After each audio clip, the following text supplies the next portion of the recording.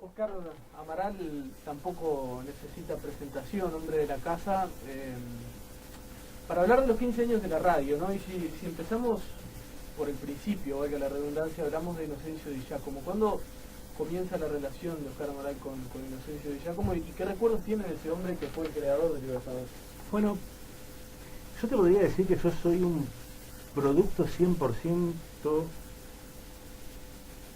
extraído de la capacidad y generosidad de Inocencio Di Giacomo.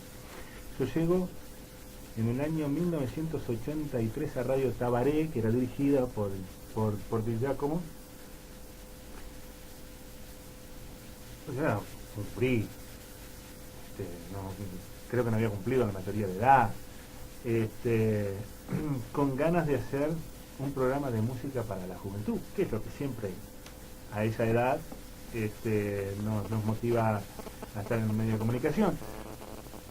Di Giacomo nos dejó pensando, creo que 2 o 3 meses, hasta que nos dio la posibilidad los días domingo, y él tenía un celo muy especial por la radio y escuchaba absolutamente todo, inclusive hasta los domingos de tarde que todo el mundo puede descansar.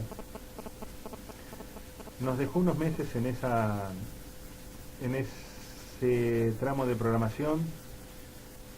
Cuando llega a 1984 nos propone hacer diario ese espacio para la juventud. Estamos hablando de un tiempo de oro de la radiodifusión, porque los medios estaban bastante concentrados. Había 3 emisoras de AM, no existían las FM, y había un canal de televisión, y era por ahí, en el departamento, digamos, en la ciudad capital. Por lo tanto, cada uno de esos medios tenía una influencia dentro de la ciudadanía muy importante. Y Di Giacomo tenía un extremo celo por eso, y a cada rato siempre tenía un momento para reunirse con un consejo de lo que habías dicho o lo que habías dejado de decir, o cómo lo habías dicho. Radio Tabaré era proveedor de talentos de Canal 8, televisora Salto Grande, porque pertenecían al mismo grupo empresarial. Prácticamente muchos de la gente que estaba en Radio Tabaré también estaba en Canal 8. Y en determinado momento a mí me convocan para estar en Canal 8, luego de ya haber asumido en Radio Tabaré la responsabilidad de encargarnos de las noticias de la mañana.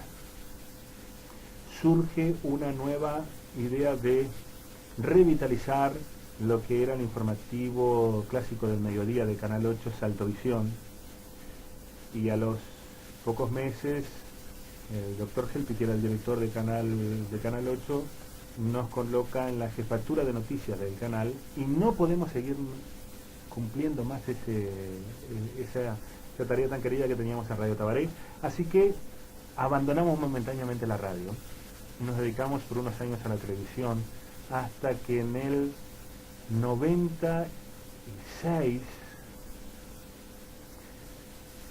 volvemos a tener una charla con Di Giacomo, y ya en ese momento él era adjudicatario, permisionario de Radio Libertadores, y la radio todavía se estaba pensando. Nos convoca, hablamos. A mí la verdad que la televisión es un medio fascinante, pero no soy yo el que lo voy a decir por primera vez. La radio es una magia diferente. Lo que te permite la radio con el sonido, crear ambientes de la nada, es fantástico. Entonces extrañábamos muchísimo. Y Di Giacomo ahí me pone un nuevo desafío, que era ayudarlo a pensar Radio Libertadores. Había cosas muy claras para él. Lo que ya hace 15 años es un gran éxito, que es el informativo de la mañana, ya lo tenía diseñado. Quería hacer deportes, y como los deportes son muy dinámicos, tenía un problema de ver cómo estructuraba la programación para que, en fin, una carrera de ciclismo de último momento no alterara una estructura muy rígida de la radio. Y así empezamos a pensar un tipo de radio segmentada, noticias, deportes y un tipo de música en español. La M ya pasaba poca música y nosotros decidimos dedicarnos un poco a la música, y un tipo de música en español que no estaban pasando en esos momentos las frecuencias moduladas. Y cuando finalmente Radio Libertadores sale al aire con un equipo de muchachada, de gurizada joven, realmente muy pujante, que ya como con mucha sabiduría supo reunir, se convirtió en un éxito inmediato.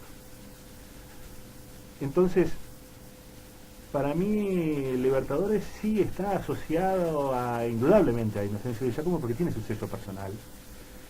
Y yo tuve un enorme privilegio de participar en alguna medida del sello con el cual Libertadores se identificó al inicio.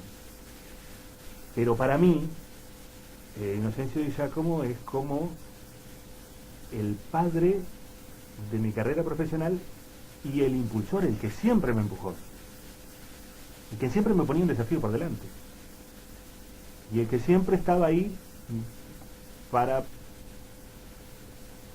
permanentemente estarme orientando. Y ese tipo de generosidad solo se da en los grandes hombres. Aquel que no se guarda nada para sí y que toda su sabiduría la entrega por la simple satisfacción de pasar conocimientos de generación. Es más, Di Giacomo no solamente te daba todo lo que sabía, sino que te incentivaba a que tomaras capacitación de donde pudieras. Y muchas veces te daba horarios de trabajo para que dejaras de dedicárselo a la radio y lo pudieras capacitar, y te financiaba esa capacitación. Yo hace poco comentaba que acá, con el nacimiento de Radio Libertadores, ya venía un poco la influencia de los sistemas informáticos en la radio. Todo el personal de Radio Libertadores, absolutamente todo, se capacitó desde el inicio, cuando apareció la primera computadora, para operar y manejar equipos informáticos. Cada uno de sus funcionarios se llevó sus diplomas, que era parte de su currículum personal, financiado por la radio, porque en algún momento la radio iba a precisar funcionarios que supieran manejar equipos informáticos. Hoy en día es imposible pensar un medio de comunicación sin estar rodeados de computadoras. Pero hace 15 años la historia era distinta y había que tener visión para eso. Y como esas pueden haber un montón de anécdotas. Di Giacomo era el hombre que te miraba, te convocaba a la gerencia y te miraba durante segundos interminables sin pronunciar palabras, poniéndote en un estado de tensión y de nerviosismo que no sabía si era para aumentarte el sueldo o para sancionarte. Pensabas en ese momento que podía pasar cualquier cosa. Y creo, porque en definitiva fue algo que jamás nos atrevimos a preguntarle, pero nosotros suponemos que él te estudiaba la más mínima de tus reacciones en esos segundos para saber en qué condiciones estabas tú profesional y humanamente. Porque se ocupaba de ti no solamente del aspecto profesional, sino que si te veía con algún tipo de inconvenientes, siempre tenía un minuto para escucharte y, si cabía, para darte una mano o algún consejo.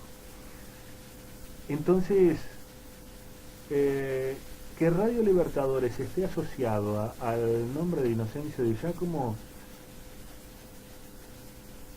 a mí me parece que es un acto de estricta y te diría que hasta escasa justicia, porque me parece que Di Giacomo trasciende el ámbito de un solo medio de comunicación, porque en definitiva dedicó su vida desde que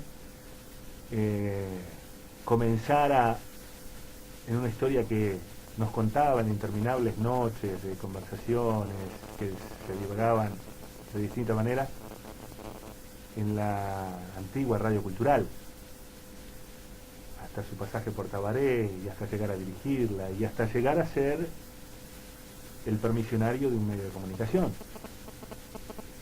Inocencio Di Giacomo, así como influyó tan grandemente en mí, influyó en un montón de gente en la comunicación salteña y ayudó a que la comunicación salteña tuviera un nivel profesional, que no es poca cosa. Oscar, ¿qué pasa después de haber planeado esa Radio Libertadores o haber formado parte de ese equipo de alguna manera que planeó Radio Libertadores junto a Inocencio Di Giacomo? Con el proceso después de estar al aire, ese trabajo que seguramente fue arduo para que la radio hoy esté donde está. Sí, en un principio nosotros pensamos en una radio segmentada. Cuando decimos una radio segmentada veíamos que había una proliferación de medios importantes. Que todos los medios nos dedicáramos a hacer lo mismo era como dejar sin opciones a la gente. ¿Para qué tener más radios si más o menos hacen la misma cosa? Por lo tanto, pensamos en un público que necesitara estar informado y que al mismo tiempo no se aburriera con las palabras. Entonces, la medida del tiempo para cada cosa era una preocupación fundamental para nosotros. Que la música armonizara con la información permanente en la radio. Que la formación cultural de nuestros oyentes también estuviera en la preocupación de la radio. Es una emisora que siempre se preocupó de difundir cultura, en el sentido más amplio.